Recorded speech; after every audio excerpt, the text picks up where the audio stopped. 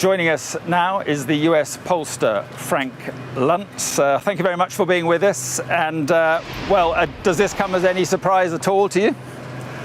It comes as a surprise that it happened right now. It should not come as a surprise that it happened before the election. In the sessions that we've been doing, and I do hope to show Sky News viewers this at some point in the next 24 hours, we've been doing focus groups with undecided voters, swing voters. And virtually all of them said Joe Biden was too old or was not prepared to continue on as a presidential candidate. They respected him as a person, but they did not believe that he could manage for the next 4 years. So this is a good decision for the Democrats. It's a good decision for Joe Biden. The issue is he made it so late with only 100 days to go until the election. And the voters do not have the same opinion of Vice President Harris that they have of Joe Biden, although her polling numbers have improved slightly over the last several weeks. And do you think it was the polling numbers that worried Democrats looking forward with a Joe Biden candidacy? Do you think it was the polling numbers rather than the concerns about the mental capacity going forward? Among the elite, the House members, the senators, the donors, I assure you it was the polling numbers and not Joe Biden's mental state that concerned them, that they were afraid that this could be a complete wipeout of the Democratic Party in November. Just 90 days ago, the Democrats were looking at the possibility of picking up the House, the Senate, and just maybe the presidency. And over the last few weeks since the presidential debate, they were now looking at the prospect of losing all three, and that frightened the hell out of them. The people most opposed to Joe Biden, the ones that were yelling the loudest and not afraid at all of being quoted, with the donors. The donors argued that we contributed millions and millions of dollars to this effort, and we need a better candidate than this. And now here's my question to them, and we're looking at this right now, at this moment. Is the right approach to give the nomination to the Vice President Harris, or to have a more open process where other candidates that I believe would be even more effective, to give them a chance to be heard and potentially upend the Democratic Party? Here's the choice, and it's very clear. It's crisp and clear. Do you go through an easy process and choose a worse candidate, or do you go through a better process, a chaotic process, and end up with a better candidate? And I don't think the Democrats have decided on that, because quite frankly, we're only a few hours into this, and I don't know what the answer is, but that's what Democrats are asking themselves as we speak right now. Right, Frank, a lot to talk about in what you've just said. First of all, you say it was the polling numbers that worried the Democrats about Joe Biden. What are the polling numbers looking like with Kamala Harris? I saw one poll that suggested she was 2 points behind Trump in a head-to-head matchup, but then so was Biden. What are the numbers look like for Kamala Harris? She still is upside down in terms of her favorability. And Trump still has the ability to go back and say, judge my administration versus the Biden-Harris administration. Her numbers aren't good for a sitting vice president. That does not mean that she can't beat Trump. And it does not mean that the Democrats are heading to a defeat. But I got to tell you, and I can give you the names: Wes Moore, the governor of Maryland, and your viewers should write these down. Mitch Landrieu, the former mayor of New Orleans. Cory Booker, the senator from New Jersey. Gretchen Whitmer, the governor of Michigan. Even Gavin Newsom, the governor of California.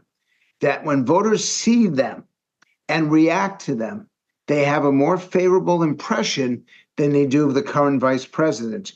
She did not receive good publicity over the last 3.5 years. She's been criticized for how she handled immigration, which is either the number one or number two issue. And frankly, she did not have a great relationship with Congress. So she is the heir apparent. Make no mistake about that. But there are a whole lot of Democrats that want to open it up because they're scared to death of the Democratic Party being perceived as in the hands of the elites, being in the hands of the power brokers, and not giving rank and file Democrats the chance to have their voices heard. Her numbers are not great. They're not even good. And this concern is one that I've been hearing over the last few hours. Frank, what do you think the optics are, though, of the Democratic Party saying to Kamala Harris, who could become the first black female president of the United States, what do you think the optics would be of saying to her, you are not our automatic choice, even though you're vice president? It's problematic. But if the ads are going to be run against her laughing at really embarrassing times, and they're going to cut clips of it. I've actually asked the Trump campaign what they're doing. They're going to show her saying that there is no problem at the border, that immigration is not a crisis, as they show video of people running across the border. The Democratic strategists that know this are concerned about her candidacy. And Gretchen Whitmer, the last time I looked, is a female candidate. Wes Moore, the last time I checked, was an African American. Cory Booker, the last time I checked, was an African American.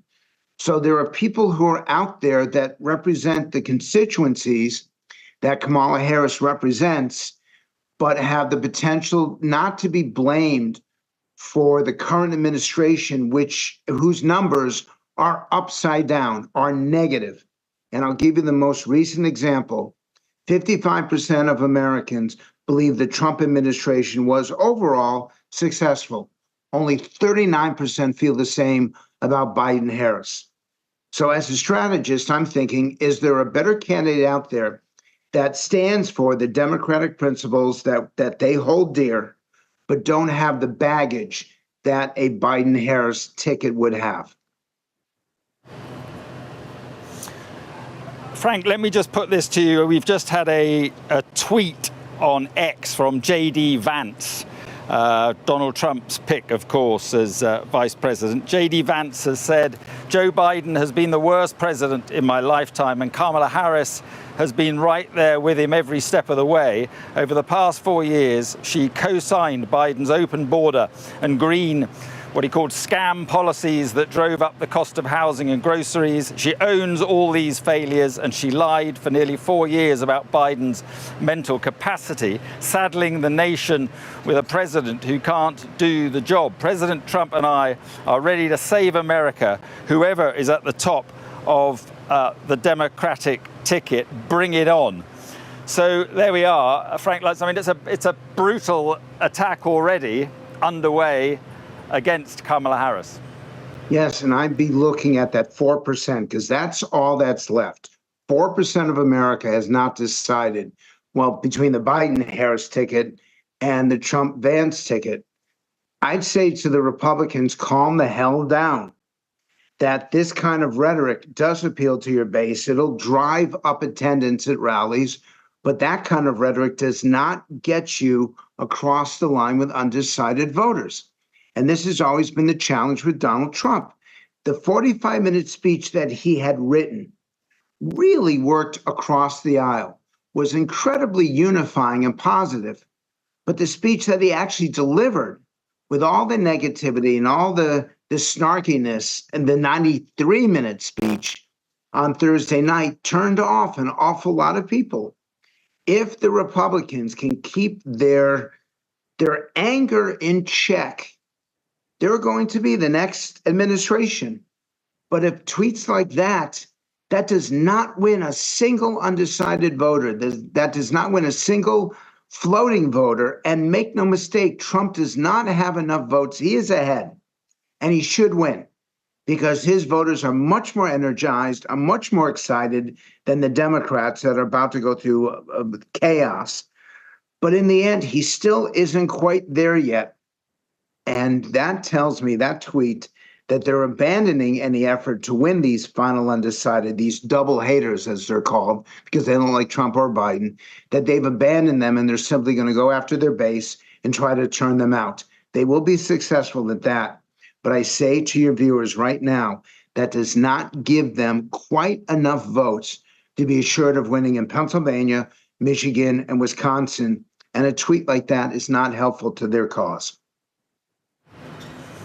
That's a very interesting perspective, Frank. I just want to talk about the Democrats. We're hearing, perhaps no surprise that the president and the vice president spoke multiple times in the run-up to Joe Biden's announcement today. So clearly that, no surprise.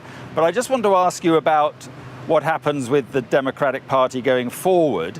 Do you think that a contest of some sort, either mini primaries or debates or some sort of competitive process, do you think that would help the Democrats, in a sense, draw attention away from the Republicans and energize their own campaign? That's exactly what I think. Yeah, from the Republicans. Yes, that's exactly what I think. I think that it will show people that there is a deep bench within the Democratic Party, that the challengers, and there are a lot of them, I mentioned to you 3, 4, 5 of them, that they are not saddled with the same record that Biden Harris have. They don't have to defend on inflation. They were not involved in the immigration debacle that Trump likes to talk about. And it energizes people, but it's going to be chaotic. So that goes back to my original point. And I don't know how to recommend here, but I do know that this is the decision they're making.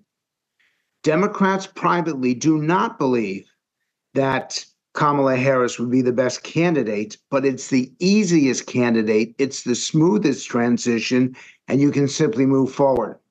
They do believe that there are other candidates out there. I didn't mention the governor of Pennsylvania, and there are several other governors who are being considered. They will make things much more confusing, much more chaotic, but they may end up with a better candidate. And I teach people, start at the end, not at the beginning. It doesn't matter whether you have chaos now if it creates a better outcome for Election Day. Focus on what's needed to get voters then and move backwards rather than what's the easy approach right now through the Democratic convention. But I'm not convinced that they're taking that guidance. They may be looking for the smoothest transition possible.